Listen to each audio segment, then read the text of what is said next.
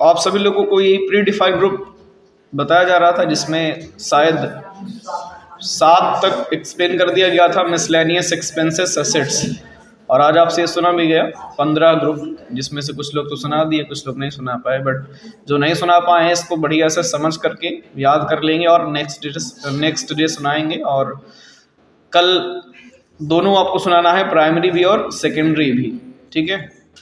तो खैर अभी इसके बारे में हम एक एक करके समझ लेते हैं, इनके बारे में पढ़ लेते हैं, ताकि है ना। हमने कल एक्सप्लेन किया था मिसलेनियस एक्सपेंसेस असेट्स तक, और आज बात करते हैं सस्पेंस अकाउंट के बारे में। तो हम डिटेल में आज समझ लेते हैं एक एक करके, है ना। तो ये है सस्पेंस अकाउंट, ठीक है, यही समझना है ना भाई, सस्पेंस अकाउंट। देखिए सस्पेंस का मतलब होता है संदिग्ध, मतलब जिस पे आप थोड़ा सा संदिग्ध होता है, डाउट होता है ना, कहते हैं यार कभी कभी बिजनेस में ऐसी भूल हो जाती है। मतलब कभी कभी आप सामान आपने बिजनेस से पैसा निकाला, ठीक है, मान लीजिए आपका बिजनेस था, उसमें से आप क्या किए, पैसा निकाल दिए और आपको पता नहीं, मतलब आपने एंट्री करना भूल गए, उसकी एंट्री नहीं किया और बिजनेस से पैसा निकाला, लगाया बिजनेस में ही, आपने उसके बदले में सामान लेके आके लगा दिया इसमें, तो पैसा तो निकल गया, एंट्री नहीं किया, सामान भी ला के रख दिया। अब बाद में जब आप हिसाब किताब देख रहे हो तो कम ज़्यादा हो रहा है, डिसबैलेंस हो रहा है, या तो कैश कम होगा, या तो मान लीजिए आपने कैश निकाला था, तो आप जब आप देखेंगे अपने टैली में, जब अपनी अकाउंटिंग में जब आप देखेंगे टैली में, तो वहाँ पर तो 50, सपोज आपके पास 50,000 था, तो वहाँ तो 50,000 ही दिखाएगा। लेकिन और फिजिकली जब आप कैश में देखेंगे तो आपके पास में 50,000 ना हो करके बल्कि एक पैसा कम दिखाएगा बाद में, क्योंकि हो सकता है कि आपने 10,000 कहीं और खर्चा कर दिया हो, आपने उसकी एंट्री ना की हो, तो कहेंगे हमारी तो जो असेट्स है, जो हमारी संपत्ति है, वो 50,000 होनी चाहिए, मेरे पास 40,000 है, 10,000 कहाँ गया भाई। और आप 10,000 का संपत्ति कुछ न कुछ लेके आए थे, बशर्ते क्या हो कि आप भूल गए हो, है ना। तो कई बार ऐसे भूल भुलैया होती रहती है, तो और अंतर आएगा। आप देखोगे सामान भी, आप देखोगे भाई आपके पास कुछ न कुछ सामान भी तो आया होगा, प्रोडक्ट भी तो आया होगा, तो उन दोनों को देखते हैं और मैच करते हैं, बाद में सब आ जाता है। तो ये जब कई बार जैसे भूल हो गई आपसे और आप चाहते हो यार इतना ये जो अमाउंट इधर हो रहा है, हमारे पास करंट टाइम में मेरे पास 40,000 हैं और इसमें टैली में दिखा रहा है 50, तो मैं इस अंतर की धनराशि को जो है मैं इसको थोड़ा सा सस्पेंस अकाउंट में डाल देता हूँ। किस अकाउंट में डाल देता हूँ? सस्पेंस अकाउंट में, ताकि बाद में जब हम चेक करेंगे, पूरा जब रीचेक करेंगे कि कौन सामान बढ़ रहा है, कितना बढ़ रहा है, तो हम उसी से फिर एडजस्ट कर देंगे। क्या कर देंगे? एडजस्ट कर देंगे। तो एडजस्ट करना आपको बताया जाएगा।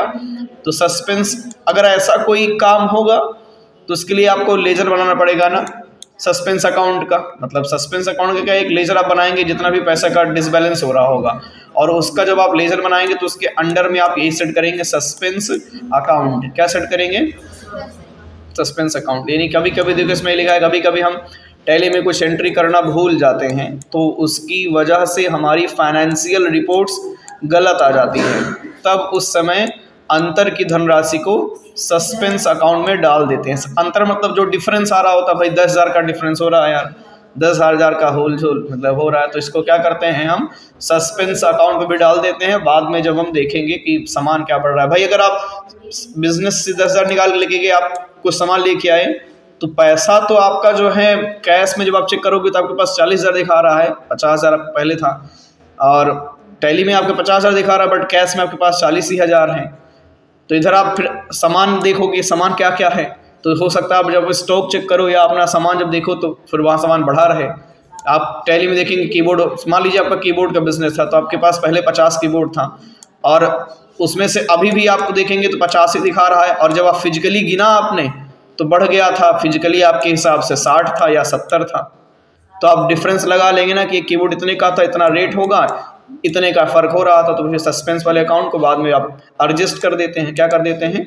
एडजस्ट। खैर इसको आप समझ गए होंगे, बहुत ज़्यादा प्रेशर, मतलब बहुत ज़्यादा वो मत करिएगा, प्रॉब्लम नहीं आनी चाहिए आपको। बस जब हम एंट्री करेंगे आपको दिखाएंगे कि सस्पेंस अकाउंट कैसे होगा, मतलब आप कर लेंगे आसान से। फिर होता है ब्रांच डिवीज़न। क्या है ब्रांच डिवीज़न? देखो, मेन कंपनी के द्वारा बनाए गए अपने ब्रांच के खाते ब्रांच डिवीज़न ग्रुप में रखे जाते हैं।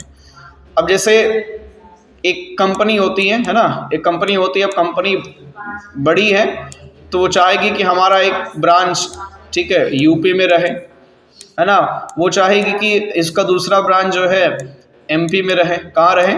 एमपी में रहे। ऐसे वो अलग अलग वो अपने सब ब्रांच बनाएंगी, ठीक है। एक चाहेगी कि वो भाई पंजाब में रहे।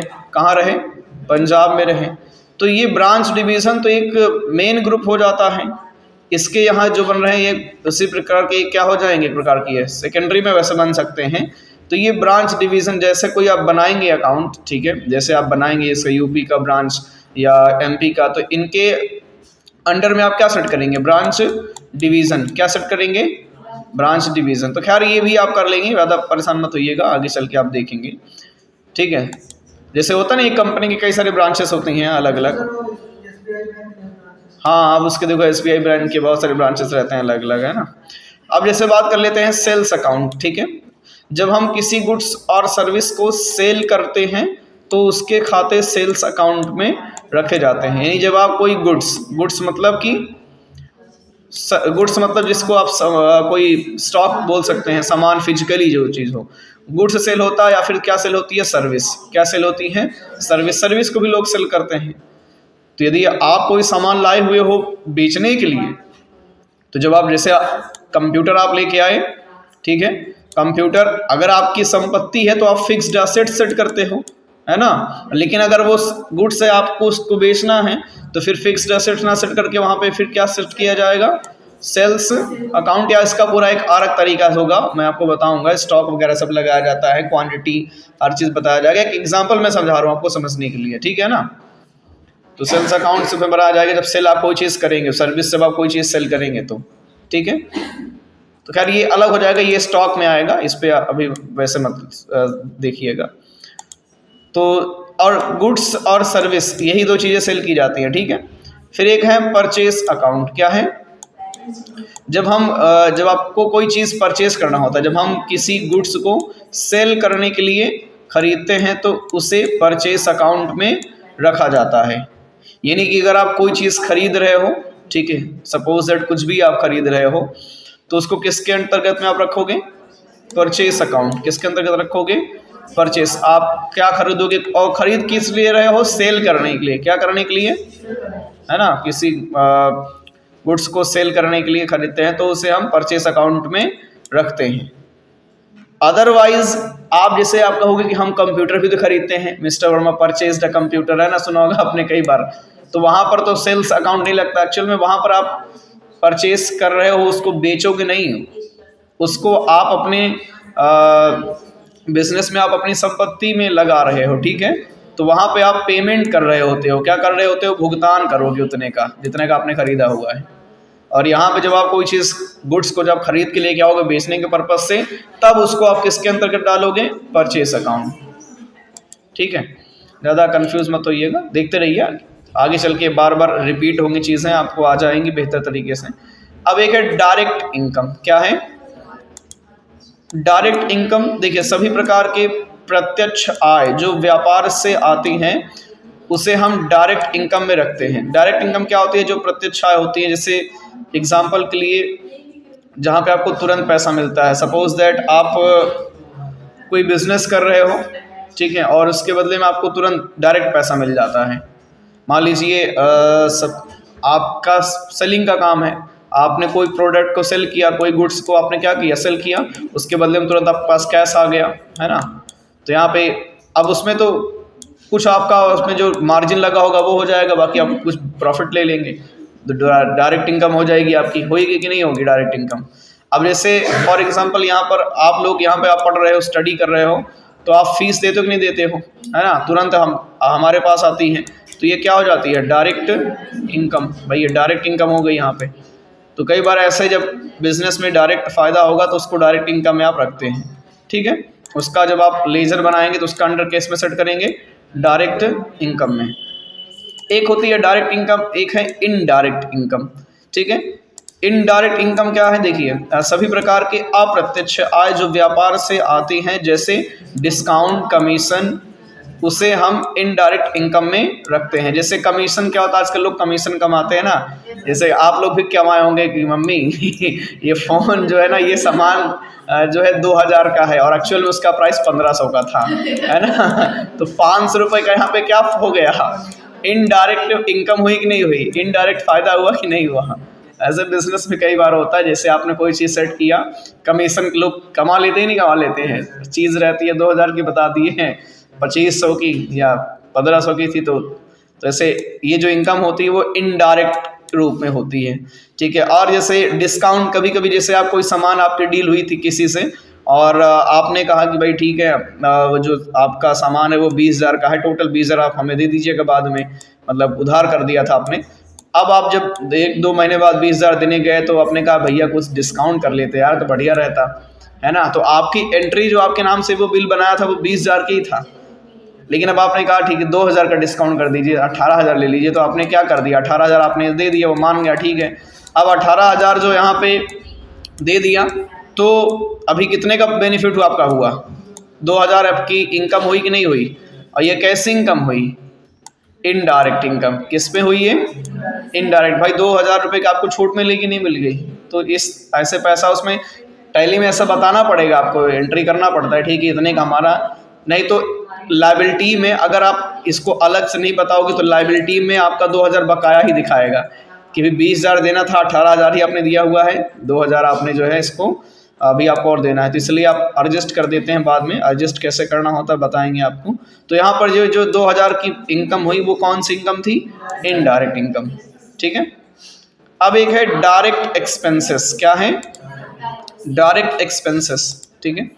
देखिए इसमें समझते हैं, डायरेक्ट एक्सपेंसेस में ऐसे खर्चे जिनकी वजह से बिजनेस को डायरेक्ट फ़ायदा होता है, जैसे ट्रांसपोर्ट, मैन्युफैक्चरिंग एक्सपेंसेस, ईटीसी। इस तरह के अकाउंट को डायरेक्ट एक्सपेंसेस में रखते हैं। कुछ डायरेक्ट खर्चे भी होते हैं। डायरेक्ट खर्चे कैसे, जैसे आप कोई गुड्स लेके आ रहे हो, ठीक है, उस पर जो है खर्चा कौन सा होगा भाई, आपको ट्रांसपोर्ट का खर्चा देना पड़ेगा, है ना। कई बार मैन्युफैक्चरिंग एक्सपेंसेस लगते हैं, बनवाने का, कुछ इधर उधर का आप बनवा रहे हो तो ये जो आपका ट्रांसपोर्ट का खर्चा लगा है तो तुरंत लगाना भाई, कोई सामान आपके पास छोड़ा उसको आपने तुरंत पैसे दे दिए, ठीक है भाई ले जाओ। और अब एक प्रकार से ये है तो खर्चा, ट्रांसपोर्ट का खर्चा है, लेकिन इससे बेनिफिट भी है आपको बिजनेस में, आपको इससे बेनिफिट भी है। कैसे है देखो, ये ऐसे खर्च जिनकी वजह से बिजनेस को डायरेक्ट फायदा होता है, मतलब इनसे फ़ायदा भी होता है। क्यों फ़ायदा होता है, देखिए कोई बिजनेस होता है वो किसी भी प्रोडक्ट पे लगभग 20% की मार्जिन रखता है। एक एग्जांपल मान लेते हैं, उसने जो भी सेट किया 20% की मार्जिन सेट किया हुआ है, भाई मुझे अगर 100 का सामान है तो मुझे 120 रुपये मिलने चाहिए। कितने मिलने चाहिए, 120। अब 120 रुपये, 100 का सामान था, 20% के हिसाब से तो 120 हुआ, लेकिन उसमें ट्रांसपोर्ट का लग गया, ठीक है। जैसे एक एग्जांपल दिखाता हूँ आपके सामने, 2,000 या कोई चीज़ है, सपोज दैट 20,000 की है, कितने की है, 20,000 उसकी जो कॉस्ट है, 20,000 का सामान था, और उस पर अगर आप 20,000 पे मल्टीप्लाई करेंगे, अपना 20% आप जोड़ेंगे तो कितना होगा आप बताइए। 20,000 पे 20% कितना होगा। अब हमारे समझ में, आपकी समझ में नहीं आ रहा है तो हम कैलकुलेटर ऑन कर लेते हैं, ठीक है। यहीं पे सर्च कर लेते हैं कैलकुलेटर, ठीक है, और यहीं पे आपको दिखाते हैं, ठीक है। जैसे यहाँ पे हमने लिख दिया 2,000 हो गया, और अब ये हो गया 20,000। इसको गुणा कर देते हैं कितने परसेंट से, यहाँ से, अरे ये तो गुणा नहीं, यहाँ से था ये 20, और लगा देते हैं यहाँ पे परसेंट, किधर गया ये, और इक्वल कर दीजिए। 4,000 हुआ कि नहीं हुआ, तो यानी यहाँ पे आप जो है आपका जो बेनिफिट हुआ कितने का हुआ मतलब 20% के हिसाब से यहाँ कितना मान लेते हैं हम, 4,000 रुपये हुआ। अब टोटल कितना देना पड़ेगा, 24,000। कितना देना पड़ेगा, कितना फ़ायदा हो जाएगा, मतलब 24,000, मतलब ये। अब इसमें कहा जा रहा है भाई इसका जो रेंट है, मतलब आपको ट्रांसपोर्ट का भी पैसा देना है, तो जब इसका ट्रांसपोर्ट में जोड़ देंगे तो आपका देखिएगा जो 4,000 का फ़ायदा हो रहा है वो और ज़्यादा होगा। ट्रांसपोर्ट मान लेते हैं 2,000 का हो गया, कितने का हो गया ट्रांसपोर्ट, 2,000 खर्चा लग गया ले आने का, तो टोटल कितने का आपके पड़ गया, वो 22,000 का पड़ गया। ऐसे नहीं, पहले समझिए, ऐसे निकाला जाता है, इकाई दें सैकड़ा हज़ार 10,000। ये 22,000 का टोटल आपका खर्च पड़ा, मतलब 20,000 का सामान हो गया, 2,000 खर्चा ये हो गया। अब मार्जिन इस पे ली जाएगी, फायदा अब इस पे ले जाएगा। और जब 22,000 पे आप कैलकुलेशन करेंगे, ठीक है, आप देखिए यहाँ पे 22,000 को जब आप मल्टीप्लाई करेंगे 20% से, तो आप देखेंगे कि यहाँ पे फायदा कितने का हो रहा है, 4400 का। यानी आपका फायदा हुआ कि नहीं हुआ, बिजनेस को डायरेक्ट फायदा हुआ कि नहीं हुआ ट्रांसपोर्ट से।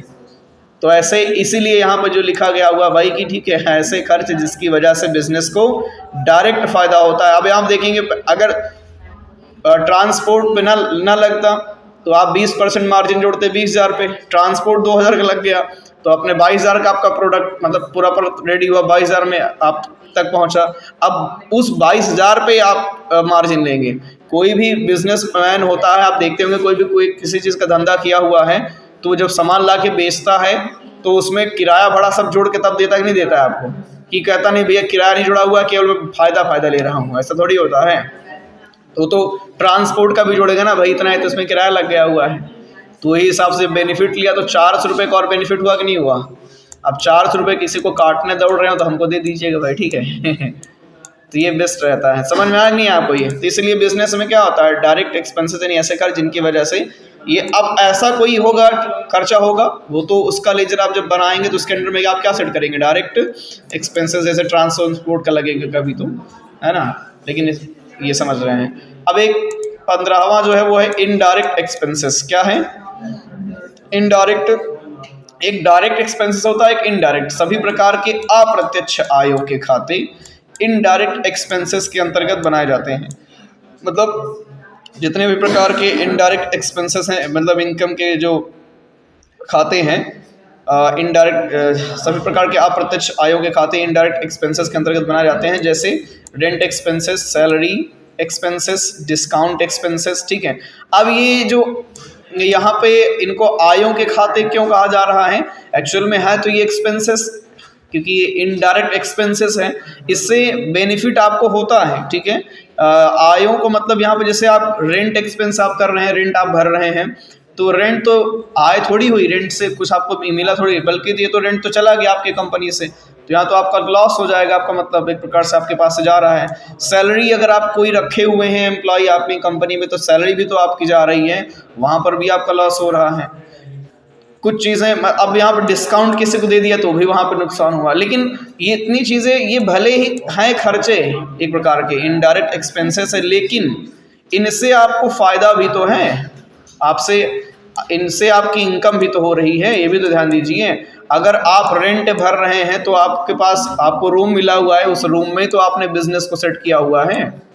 अगर आपके यहाँ आप सैलरी दे रहे हैं तो आपके यहाँ एम्प्लॉय काम कर रहे हैं कि नहीं काम कर रहे हैं, उन्हीं एम्प्लॉय की वजह से तो आप सैलरी प्राप्त कर रहे हो, आप इनकम कर रहे हो।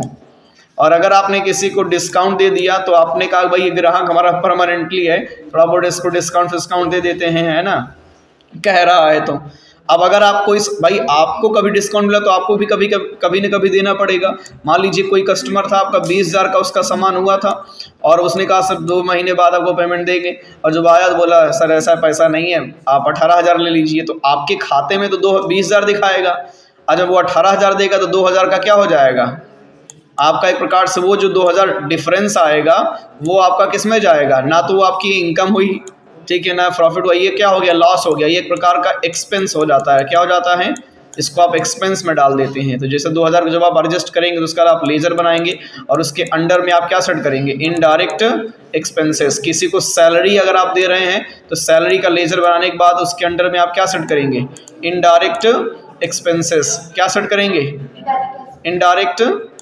एक्सपेंसेस, ठीक है। रेंट अगर आपने भरा, रेंट का अपने लेजर आप बनाएंगे, रेंट एक्सपेंसेस के नाम से लेजर ये बन जाएगा। जब इसका ग्रुप आप सेट करेंगे तो क्या सेट करेंगे, इनडायरेक्ट एक्सपेंसेस। क्या सेट करेंगे, इनडायरेक्ट एक्सपेंसेस। और इसको बड़े ध्यान से आप पढ़िएगा, समझिएगा, नहीं तो जब आपको मैं कहूँगा अब आप लेजर बनाइए और आप इसके बाद आप ग्रुप बताइए, तो ऐसा ना हो कि आप कंफ्यूज ना है कि हो क्या रहा है यहाँ पे, कैसे क्या करेंगे सर, हमारे तो समझ में नहीं आया था, है ना। तो इस चीज़ को आप ध्यान दीजिएगा, समझ रहे हो ना आप। तो ये आपका हो गया इनडायरेक्ट एक्सपेंसेस। तो अभी जो आपके प्राइमरी ग्रुप थे वो पूरे के पूरे 15 क्लियर हो चुके हैं। प्राइमरी मतलब जो मुख्य ग्रुप थे। अब इसी का हम आगे से स्टार्ट करेंगे जो सेकेंडरी ग्रुप है, ठीक है, वो हम समझेंगे ये सेकेंडरी ग्रुप क्या होता है। तो प्राइमरी हमने सीख लिया हुआ है, प्राइमरी को समझ लिया हुआ है। आप इसको एक दो बार और चाहे तो समझ लीजिएगा। अब तो वीडियो भी बन गई हुई है, रिकॉर्ड हो ही रहा है। आप चाहें तो हमारी बातों को फिर से रिपीट करके एक दो बार देख लीजिएगा। शायद कहीं दिक्कत लगे, कहीं परेशानी लगे तो आप वीडियो दोबारा रिप्ले कर दीजिए। बार बार देख सकते हो, 4 बार देख सकते हो ठीक है, तो बेनिफिट रहेगा आप लोगों के लिए, है ना। बाकी कोई दिक्कत परेशानी लगे तो कमेंट में बता दीजिएगा, देख लिया जाएगा जहाँ समस्या आपको आएगी। तो बाकी अभी तो आप तो लाइव ही देख रहे हो, मेरे सामने ही बैठे हो सब लोग, तो बताइएगा। खैर इतना कर लेंगे ना आप, ठीक है। इसको यहीं पे भी एंड करते हैं, फिर आगे बढ़ते हैं, ठीक है।